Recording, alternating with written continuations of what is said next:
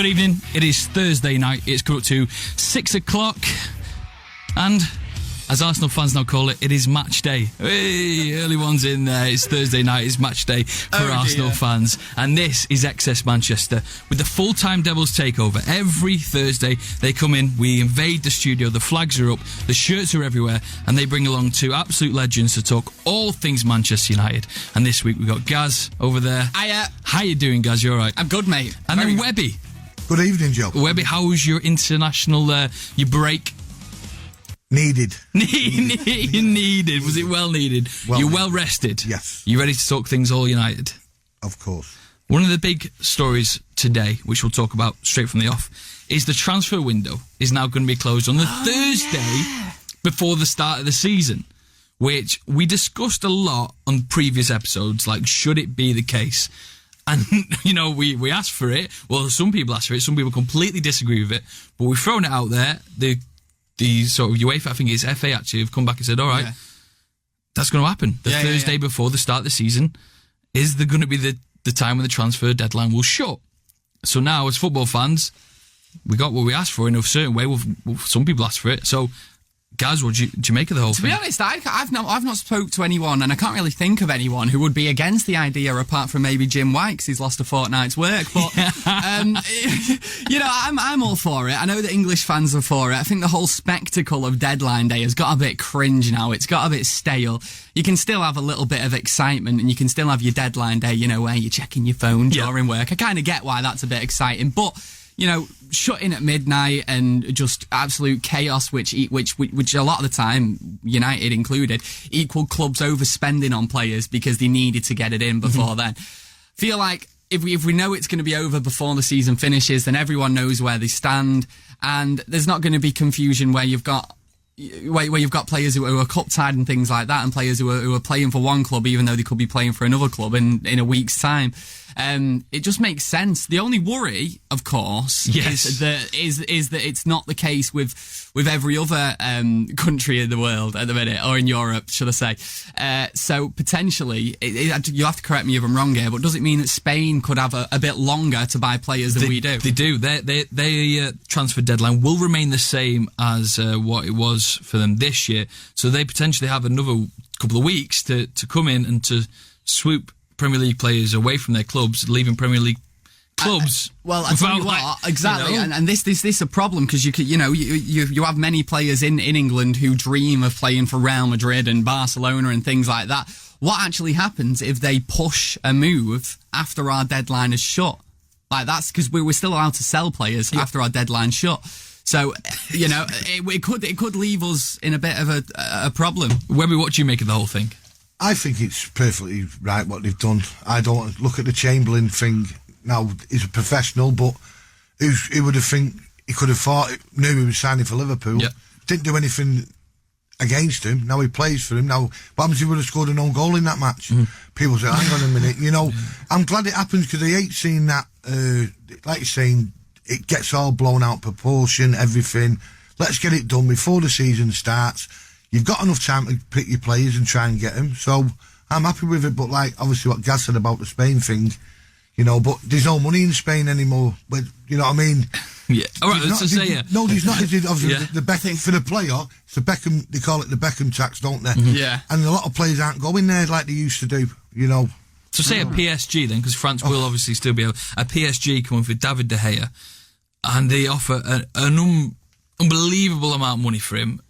But then we have to wait till January to sort of replace him. There is a worry for Premier League fans now that it can really have an effect on the rest of your season. I think there needs to be something put in place, agreed throughout Europe, where if certain countries are going to have different deadline days, then it needs to be decided really that not necessarily that you can't buy from that club during that time, but a player can't force a move, if you like. Yeah. So the club should be well in control. If they want to keep him, they can do. If they want to sell him, they can do as well. Players could throw their toys out the pram in a way and say, "Oh, listen, well, if you're not going to sell me, then I won't play for you as well, or I won't even play." They might do with Tevez for City in 2000 when he just went mad for a couple of months. I mean, don't get me wrong. It would take a very run player to do that, but there are plenty of them about, aren't there? So, yeah. Like I say, there are positives. A lot more positives than negatives, in my opinion. Though. So we're happy. We're happy with that. Isn't it? I'm happy. Yeah. Well, so we'll move on then to Jose Mourinho and to our defence.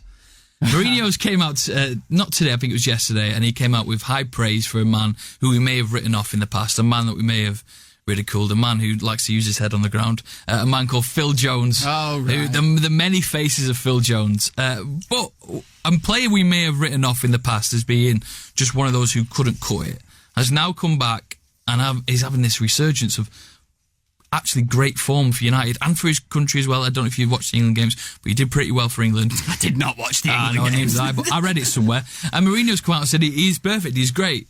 Do we like this sort of the new Phil Jones or the old? Is it the old Phil Jones or the new Phil Jones? Well, was he ever good? If you look last season, he was playing well till he got injured. Now, I'm not one of his greatest fans, Phil Jones. Playing well, he's got to be in that back four every week. But you won't put it past him to get injured at Stoke. I'm not putting the mockers on it, but with Jones's injury, it's not a 1 and 2 week. It's normally 2 or 3 or 4 months. Yeah. You know, so can you trust in him? You can if he stays fit. But can he stay fit? The England game, I was washing next door's car, by the way. I didn't even know Next door's car. How big was the car? Was it a massive van? I made it very big. A 90-minute job. So you missed the game. Guys, you enjoying Phil Jones playing as he is? I mean, yeah, I'm enjoying him playing how he is at the minute. He's a proper sort of heart on his sleeve defender. He's the sort of guy that I like. The problem is that can sort of end up in you being a little bit stupid and making too rash decisions. But Phil Jones, when he gets a run of games together, he looks like a very competent defender, like a very, very good defender. The problem is, can he get the games together? He can't, and you know that he's not going to be in the team for long periods of time. I massively do feel sorry for him in a way, but in another way, there are reports from training that he's the one who injures other players, so it makes you think maybe it's his fault a little bit.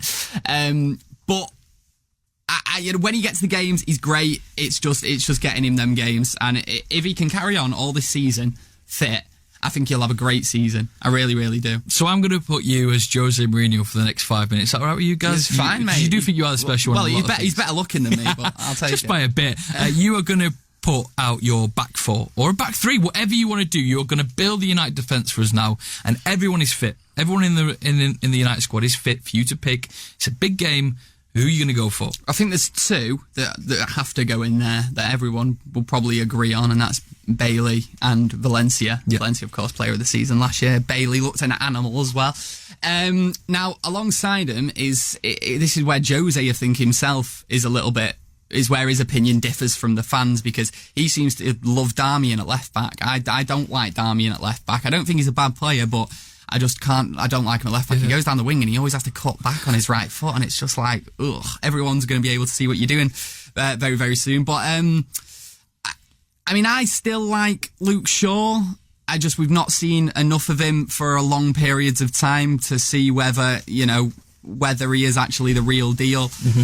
But, I'd like to give Luke Shaw a go myself. And as for the other centre-half, I mean, Smalling had a run of form, didn't he, for a good 18 months once upon a time. Phil Jones is having a decent run of form now.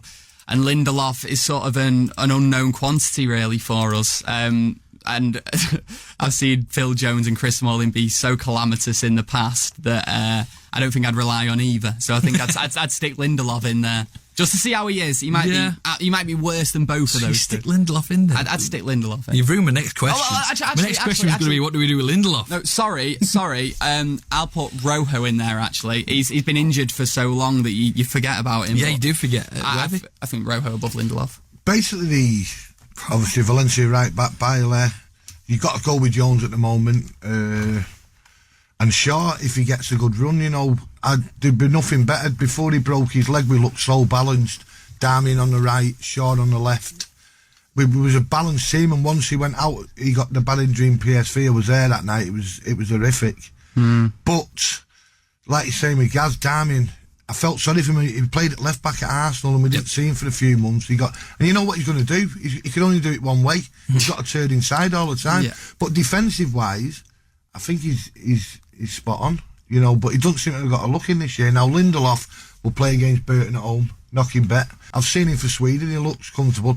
And the tour, to be honest, I don't think he did anything wrong. I just think that Jose's the man who's going to give this person, because that Swedish league is not as good as the Premier League, obviously. No. Give him a bit of time, maybe play him against Bale or Burton, let him step in, and I've got no qualms about him that he'll be a top defender for Man United. Well, I mean, we were saying this, weren't we, last season when we signed Bailey? I mean, I know that he came from La Liga, which is a bigger league than the Portuguese league, but a lot of us didn't know an awful lot about him, me included. The only thing that I'd seen of him was him getting absolutely embarrassed by Messi and Ronaldo.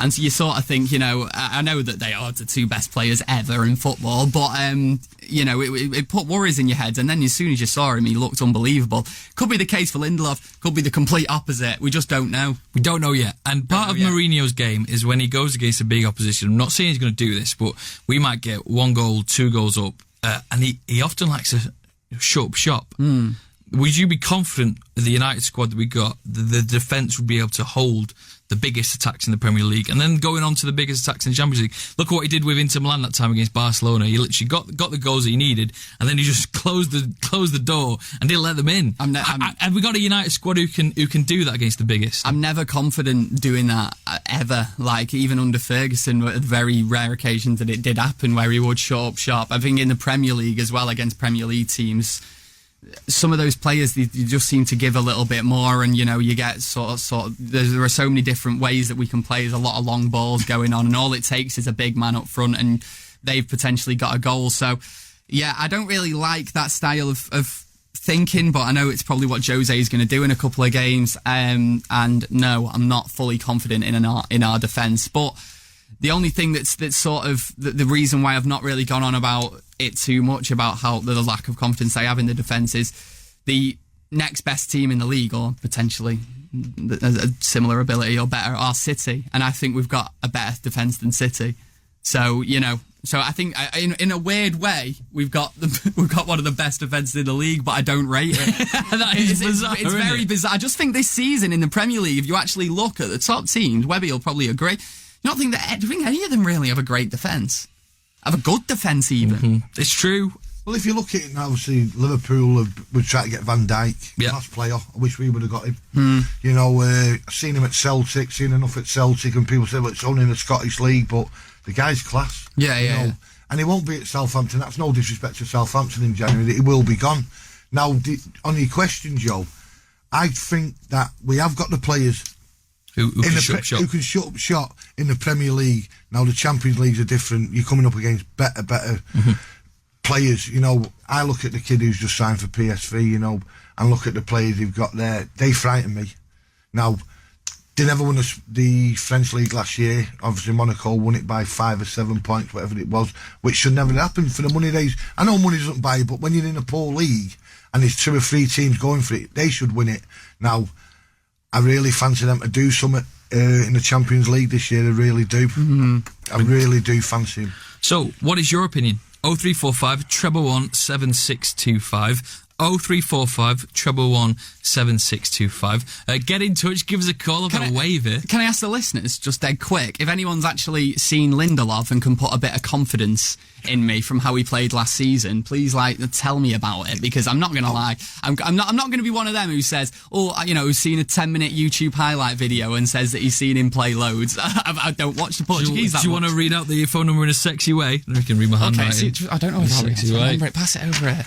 Don't read any of the notes about how your hair looking bad today. Give us a call on 0345 111 7625. Oh, you lovely stuff. I read something in the paper today about Gerrard, and I know it's Gerrard, he plays Liverpool, but he talked about 2 players that during his career he actually hated. He, physically, whilst he was on the pitch, he hated them players. Can anyone take a guess? 2 United players. Keane. 2 United. No, 2 United players. Neville. Gary Neville was one of them. Gary Neville, Nicky Butt. Rio Ferdinand was the next. Really? He hated them. He said he was part of playing when he actually got on. There was a bit of hatred there. Now, as I see the modern game, do you think that I mean, I wouldn't say that hatred is the word I'm looking for, but do you think there's going to be that sort of intense rivalry in the future? It looks like... Do you know, I'll make a point regarding that with the England thing. I remember United playing at Anfield, and something happened, and Beckham put his arm round Gerrard. He was a captain of United at the time, and I thought, I don't want to see that. Yeah. And it was all this thing about Manx and Liverpool not talking, and it was United versus Liverpool at Anfield, and he's gone over on the United playing, and Beckham put his arm round him. You know, so I think that with him coming out and saying that, it shocked me a bit, you know, how he's hated him, like, playing-wise, but no, I just think that's all gone now. I think they're all too friendly. You know, you look at United-Liverpool clashes in the 80s and 90s, Norman Whiteside, imagine him putting his arm around someone. You had to throttle him, not to give him a hug. And I just think now this international thing, and they're all cush it together, and it's gone for me now. That I think it's... No. Is it a certain edge of the game that you'd miss, guys? That's sort of the last-minute winners. Definitely. Go on, Webby. I'll always remember the game Anfield I went to. We was 1-0 up, and then Colin Gibson got sent off. We went 3-1 down. We brought Norman on. The ball's at the cop end, and Whiteside kicks Steve McMahon. The ball's 50 yards away. We got a 3-3 draw. You remember this Strachan smoking the cigar? Oh, yeah. McMahon never touched the ball again. That's what it's all about. So Whiteside done something. Because to get us back in the game, we were down with 10 men against Liverpool, which say were the best team in the league. The record proves it in the 80s. But you don't see any of that now. You don't see any of that. I used to love all that, mate. Yeah, is it something that kind of... That I mean, I don't think it's totally gone. I think it's gone to an extent because of the way that football's televised as it is now, and essentially the referee can see everything, and you can get in trouble a lot more for stuff like that. You can't just backhand someone when the ref's not looking, someone's going to see it. But I also think it's social media as a part to play in it. The reason why it's sort of gone a little bit, because players... everything they do is recorded and remembered, and it can be brought up again in a year's time if they do something that embarrasses them and sort of contradicts that. So I think it's gone in that respect, but I don't think it's gone completely. I mean, if you picture and this is definitely going to happen at some point this season, because we've got a lot of big lads in our team this year, but still a couple of little lads as well. And what I love about our squad is it does genuinely seem like they're all mates. Mm-hmm. It really, really does. And I can guarantee at some point this season, whether it's on a player like Mata or something like that, where a particularly nasty challenge goes in on him, and you'll just see all the big lads swarming, and I guarantee you see it at some point. And so I don't think it's totally gone. And I think that, you know, there are players who do still lose their heads. I mean, we've got a certain Spanish midfielder, Ander Herrera, that is prone to that sort of thing. So I think we'll see it, don't worry. But he's a fan favourite. Is he a fan favourite for that reason? Because he's so much passion he puts out there? Of course it is. Of course, he loses inhibitions on a football pitch. He plays football like he's won a competition to be there, and that's not slagging off his ability. No. That's just his attitude. 100%. So this is the Full-Time Devils takeover here on XS Manchester. We want your calls next, please. 0345 111 7625. I'm not as sexy as Gaz of saying it, but I'll give it again. 0345 111 7625. Give us a call and we'll get you on next. Welcome back to the XS Manchester Football Social, coming up to 25 minutes past 6. We've got a couple of callers all queuing up to get a chat with the boys in the studio. Gaz and Webby, good evening, gentlemen. Evening. Not long queue then, is it? We've got a couple of callers, they're queuing up. Ben, if you're listening, we'll get to you, but first we've got Hilly on the line. Hilly, good evening, mate, you well? Yeah, spot on, mate. Front of the queue, mate. Front of the queue. It's like you've queued overnight. We're not a Harry Potter book. That was a bit of a throwback. Hilly, are you looking forward to the Premier League football returning on the weekend? Yeah, I just hope we've not lost, the momentum that we've picked up at the minute with the international break. For as long as I can remember, every time we come back from international breaks, we normally have some kind of injury. I'm quite relieved that we haven't got that at the minute. Oh, Hilly, just you wait, mate. Just you wait. Yeah, apparently Phil Jones is getting an injury. This weekend, Phil Jones is getting concussion, trust me. So, Hilly, what do you think? I didn't even hear that. Hilly, what did you think then about the United defence? Are you happy that Phil Jones is back in the squad?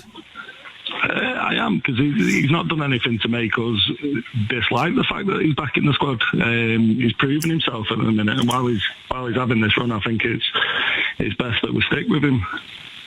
Would he be part then, if everyone is fit for United, the defence is all there, the entire squad is fit, would you stick him in your back four, even if back three maybe, if that's what you're going for? 100%, because I think if a player's playing good, we shouldn't punish him by bringing him off and putting someone else on that's been injured. I think if a player's playing good and he's proven himself, he should, that's in the spirit of the game, innit? And that's how I think he should run. Hilly, right, if I said to you right now, through some sort of black magic, Phil Jones is going to be fit for the rest of the season, guaranteed. Do you really think that he'd be able to carry on anything like this form for the entire 12 months?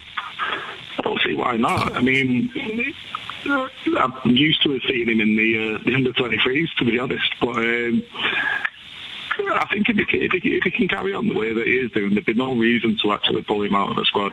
I think he's the last couple of games. I think the last match I gave him man of the match, which I was quite shocked that I actually did. To be fair, words like that don't normally come out of your mouth, do they, for someone like Phil Jones?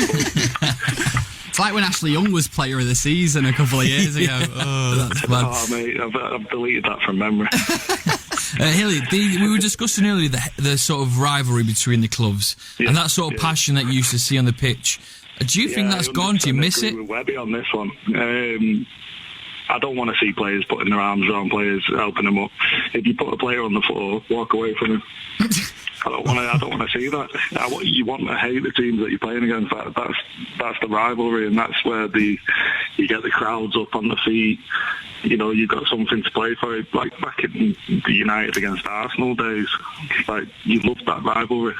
Yeah, well, one of the things you've got to look like, obviously last year Mourinho at Anfield, years ago when Fergie was there, he'd be getting pies thrown at him, and they're all taking pictures. So that's why it's gone for me. You know, the hatred towards the benches, and all you could see at Anfield was pictures of Jose. You know, so that's for me. Put it this way: if you was walking outside the FTD and you seen a City play, would you run over for a picture with him? No. You just wouldn't, would you? You wouldn't do it. Not a chance. Gaz is shaking his head. Gaz doesn't know if it depends if you got the guy. It depends which one they are. Gaz was shaking his head. Gaz, I hope not, mate. That's class. So when it adds to the excitement, even if, like, say, you work with a scouter, when you come into work, you want to hate him on that day that you play them. Yeah, that's true. So when you see like the games finishing at the end, are you alright with players sort of going up to the other players at the end saying, "Oh, you know, good game," hugging, like you see that a lot with Paul Pogba. When the 90 minutes is gone, he's swapping his shirts. If we've won, then walk over, shake hands, rub it in a bit. If they won, walk off the pitch.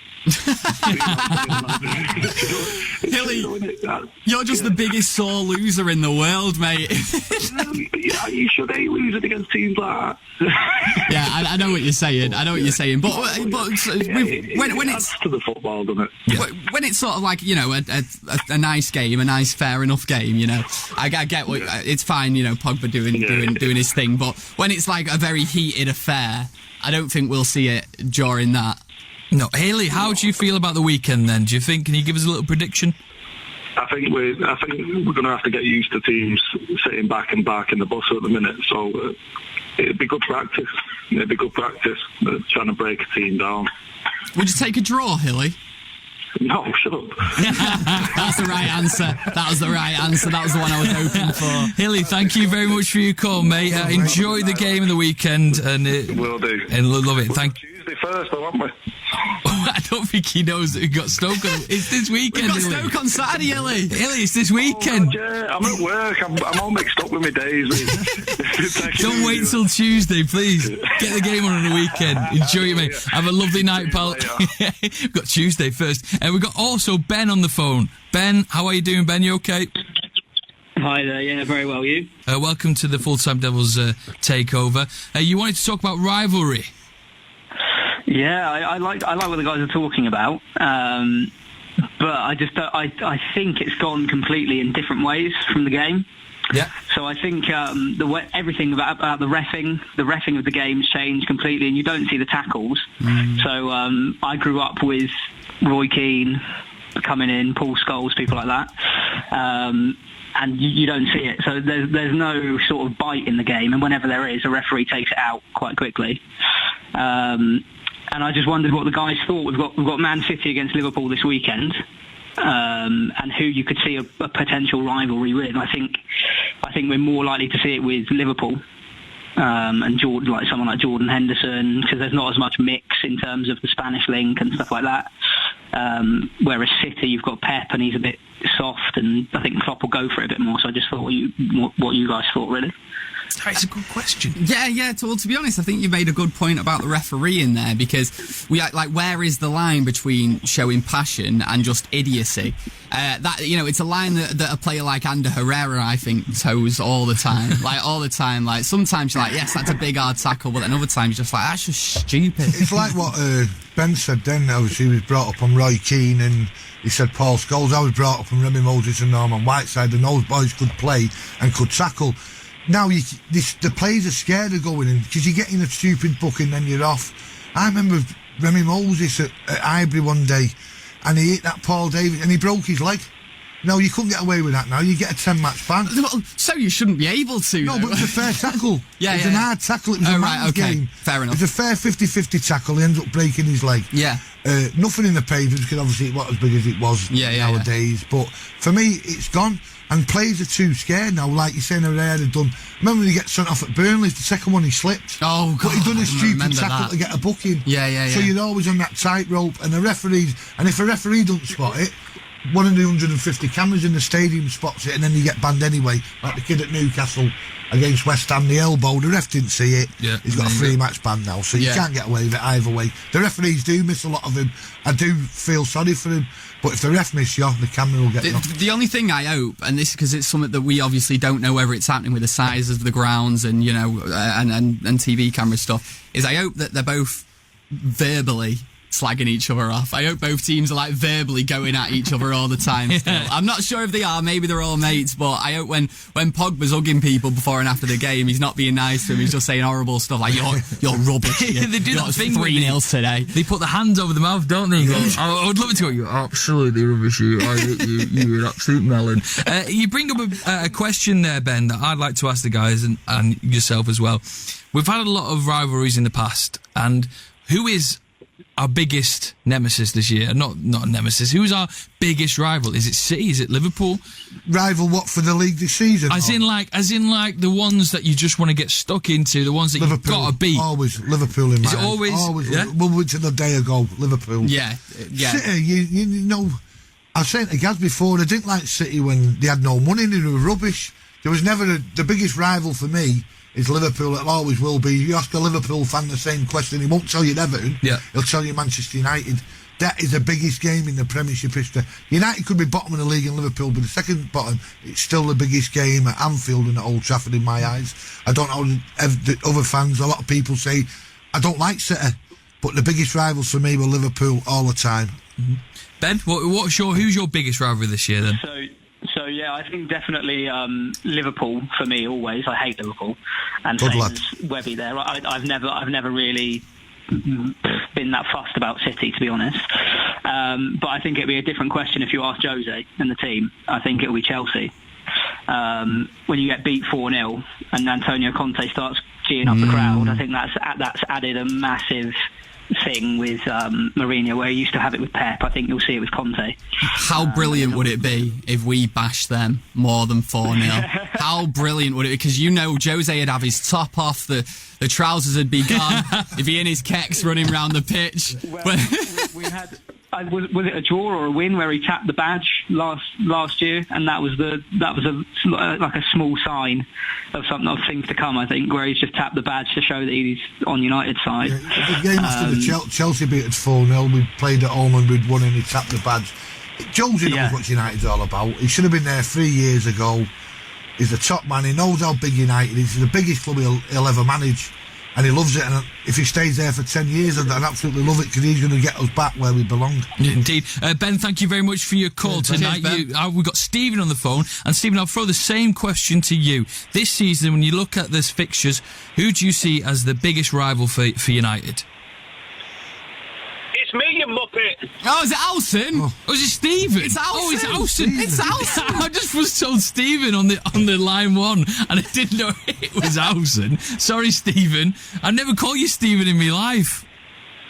What's happening, brother? I'm very well, mate. How are you? Are you with Webby then? Yeah, it's right. got to be Liverpool as the arch rivals every season. Yeah. I think City have become prominent since they got the oil money, because let's face it, they'd be Wigan Athletic without it, wouldn't they? Yeah, it's United and Liverpool. It's the biggest, most fiercest rivalry in English football. They've got 18 titles, we've got 20. How can it be anybody else? Exactly, yeah. Correct. Exactly. One nice thing we can say about Liverpool is that they're the second biggest club in England. So fair play to him.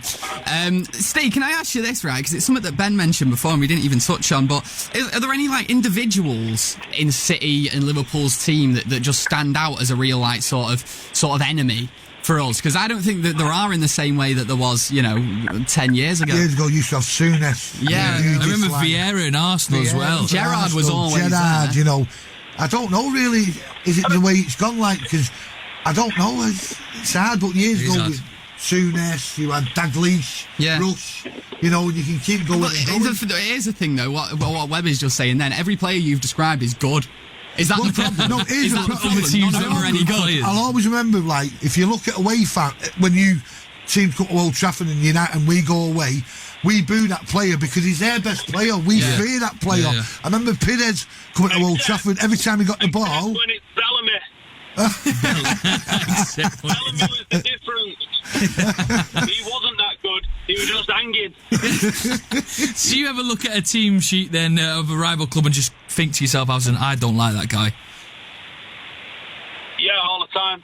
But yeah, you're right. It doesn't seem that when you look at that City squad and that Liverpool squad at the moment, there's not that many people that scream out, I really like, just someone that gets a real visceral reaction out of you. It's more the manager, to be honest, with them at the moment. But both of them, there's no one in the team that you think, I wish someone would just end him. I've got more respect for some of the players at Liverpool, not so much, but certainly at City, I think Vincent Kompany's absolutely belting. Exactly, I believe he leads the performance analysis sessions. I've only got good things to say about him. He's a top defender, and I just hope that he goes missing for a large portion of the season, because when he doesn't play, City are just totally different and levels worse than they currently are. So I've got nothing but respect for a lot of the players at City and Liverpool, and maybe that's the problem. Maybe that's the problem, that we haven't got those hanging players that make you just want to start nutting stuff, because that's when it's good, isn't it? We've just heard Stephen Howson, Mr. Stephen Howson, say, I've got a lot of respect for City and Liverpool players. The apocalypse is upon us. Mate, what's going on? I'm just leaving you to it. I don't hear them anymore. Maybe it's because I think that we're better than them. Oh, you see, he pulls it back. Howson, Exactly what it is. what do you make of the transfer news then this week, today actually, that we got? The transfer window will shut early. I remember you calling for it in a previous episode. So you happy? Or have I just made that up? No, I didn't call for it. I didn't call for it at all. What I said was, it's weird that people want this, because I remember all the way back in the 90s when it was the third Friday in March, and people would still be signing last-minute signings. And there was never any problem about what if he plays against the club that he ends up going signing for? It's irrelevant. A lot of these transfers don't happen in that transfer window anyway. They happen in the 5-6 months before the summer starts. So this is just focusing on the wrong thing for me. The problem is a lot of people are focusing on now the fact that you can lose a star player and not be able to sign him. I don't usually think star players go on the last day of the window without you knowing much about that beforehand. I don't know. I don't like it. I'd prefer it was open as long as possible, to be honest. Although condensing it down into only a couple of weeks, whatever it's going to be now, is probably a good thing, because it means that people are going to actually have to do some journalism again, doesn't it? Howson, what you saying Stoke this weekend? I don't know, to be honest, because I'm not. Everyone knows I'm not aware of the 4-2-3-1 formation. I know we've had great results so far, but we've had great results, but not great performances within those results. There's been an extra 15-20% that we've held back a little bit, and I think coming up against an awkward Stoke that isn't the Stoke of old with Rory Delap's throw-ins and big lumping it up to Peter Crouch and stuff like that. This is a Stoke team that's going to try and play football against us, and they're going to come with a 3-4-3, and I think that the nuances of that don't really fit really well with 4-2-3-1. I'd like to see us go with an extra man in midfield, and I'd like that to be Ander Herrera. It's a nasty place to go to, Stoke. We've got an awful record there, and I would like to see us go and take the game to them physically and dominate midfield rather than just try and attack all the time. And we've got the players to do it as well now. Howson, thank you very much for your call, pal. Sorry for calling you Stephen, but at the beginning, you're a top man. It'll be on a future episode, no doubt about that. Right, it's Access Manchester Football Social. Coming up, I speak to Stoke's mascot, Potamus. Yeah, that's happening. Good evening, it's the Access Manchester Football Social. I said that with a spring in my step, because Premier League football is back, and the Full-Time Devils are here taking over the Football Social. Now, if you don't know what we do every week, we like to give the mascot of the team who are going to play on the weekend a bit of a call to have a chat with them. I wouldn't know Stoke's mascot. Guess Stoke's mascot is called Potamus. Now, I don't know where it comes from. Has no relevance to the Stoke name. There's probably a long meaningful... Of course, the Potters. Oh, right, yeah, that's me. That's me shut down. Right, go. so I gave him a call. He took time out earlier on his day to chat with us, and here's how it went.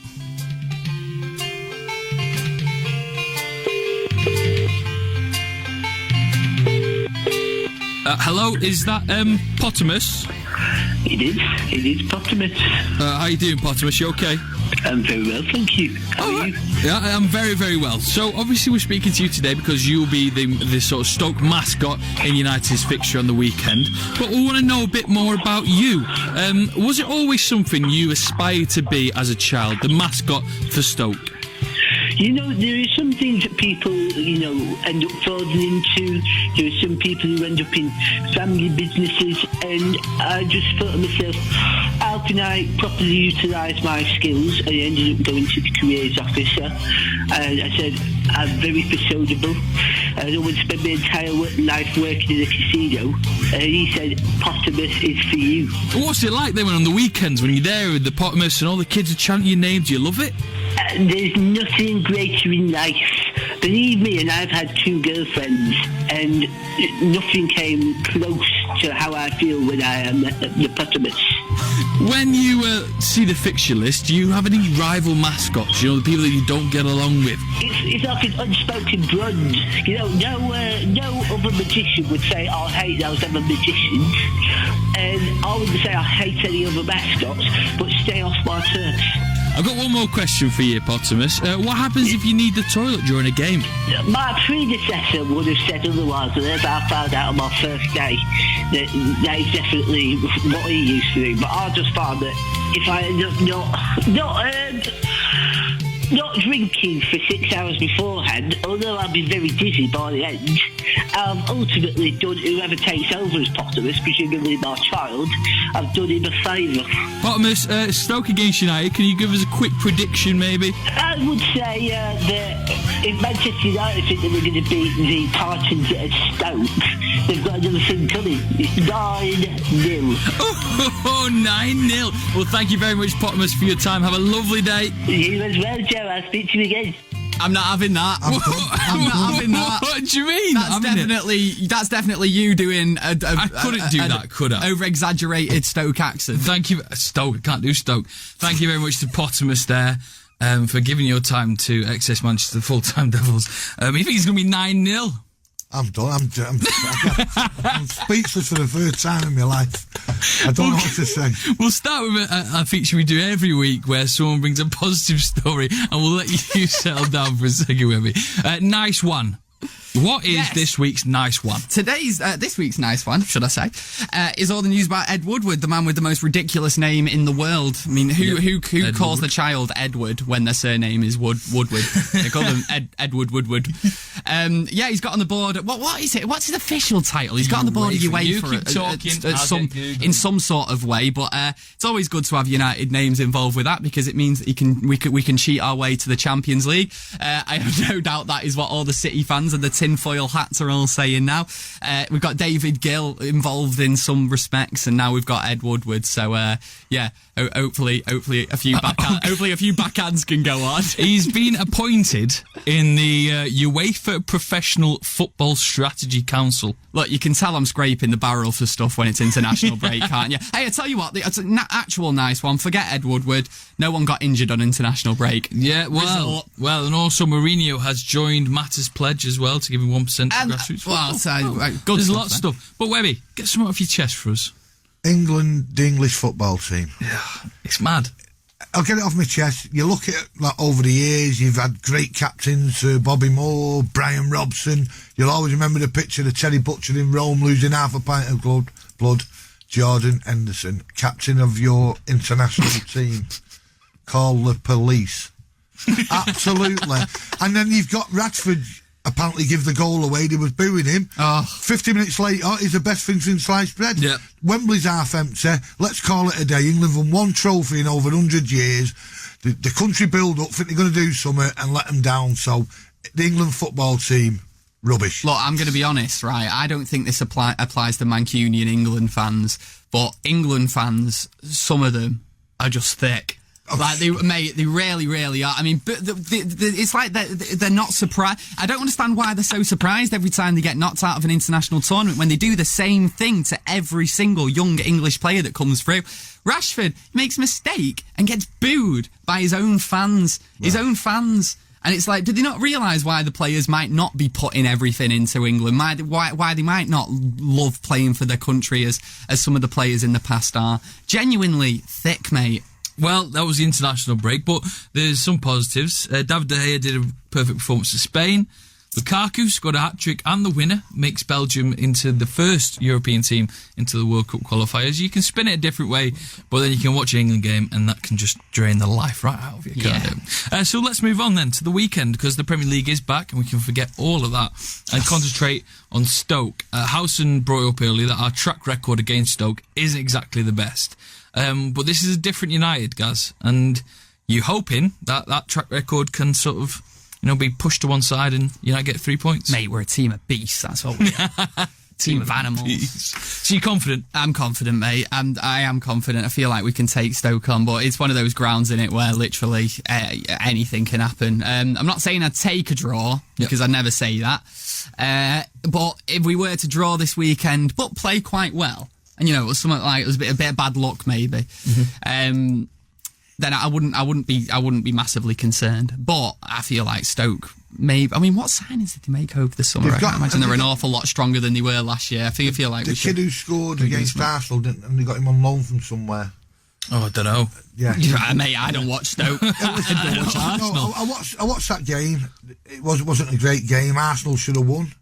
But if we want to be challenged for the league, you've got to go down to Stoke and make a mark. Yeah, you've got to win. You've got to go there and win 3 or 4-0. And hey, United, let's look at these. Because Stoke, like you're saying, we've not got a great record there over the last 4 or 5 years. I'm confident of going there. I'm not saying it's going to be easy, because usually he'll make it hard. He always does. But I fancy us to go there, make a marker down and put in a real good performance. So you know what I want to see as well, like 4-0 in the past few games this season, we've seen how it's been a bit difficult for us until the last 15 minutes, where obviously we've dominated after that, and then scored a load of goals at the end when their heads have completely gone. Yeah. I'd like to see if we're going to actually dominate a game. I'd like to see our goals come a little bit earlier, to be honest. Yeah, get them in. That's a nice problem to have, isn't it? When we score the goal, I just wish we scored them all a little bit earlier. Mate, if we get a win of any sort, I am happy against Stoke away. The debate we had last week on the Full-Time Devils, which will obviously come sort of into play this week, is Rashford or Martial, or even both, as some people commented on our sort of social media feeds. You're Jose Mourinho again, and you get to pick. I think he'll go with Rashford. He's on and up for scoring that goal for England. Yep. Martial never wasn't involved with the French squad. I think he will go Rashford. I may be wrong, but I think a player like that, they breed on confidence. He scored a goal. Look at Rooney when he was at United. He wouldn't score for 2 or 3 games, and he'd go 1, 2, 3, 4. And obviously goals bring confidence, and I think he will go with Rashford at Stoke. I may be wrong. He might bring a Herrera in. We don't know. Yeah. But if it's one of them two, I think he will go with Rashford. Yeah, Mkhitaryan, I think I think is the player that you can sort of take out, to be honest, this weekend. I really do. I think we've seen that he struggles a little bit physically in games. And I think he has sort of gone missing a couple of times. So I think you could potentially start them both. If you look as well, sorry Gaz, look at the players who have not been away, who are going to be even fresher. Now, I don't think there's been that many on too many long trips, but Herrera's not done anything. I'd play him. I love him. He's been unlucky at the moment. He's not had the game time. I think he could come in, like Steve said, at Stoke. What you need there, you know what I mean? Because their midfield linchpins now is Darren Fletcher. Yeah. All coming through Fletcher, don't get me wrong, great player for us. Terrible time with illness, but he's proved everyone wrong, myself included. Bit strange that West Brom got rid of him, but they wanted to move him on, or he didn't want to stay there. And he's a class player. You don't play that many games for United with suffering 2 broken legs and coming back and the illness. So Fletcher's a man to watch. It's all ticking through him. So you say 4-0? Is that what you're going to go for? 3-1. 3-1. That's what I'm going for, 3-1. Guys, what are you saying? What I think or what I want? What you think or what you want? What I think, you know what? Give us both. You know what? I can see a 0-0. You can sorry, guys. No. Sorry, I can see a 0-0. People will say, now you know what? You'll say that and you'll say, look at our results this season, there's no way. But like I said before, those results, we only scored that many goals because they completely fell apart. If you look at guys, you could be right there. You've probably got 2 of the best keepers in the Premiership. Yeah. Could be 0-0. Right, so guys, that's all we've got time for this week. No, but I want it to be 2-0. I want it to be 2-0, yeah, whatever. Thank you very much for listening to the XS Manchester Full-Time Devils edition. Go on YouTube, watch it tomorrow. Download the podcast now.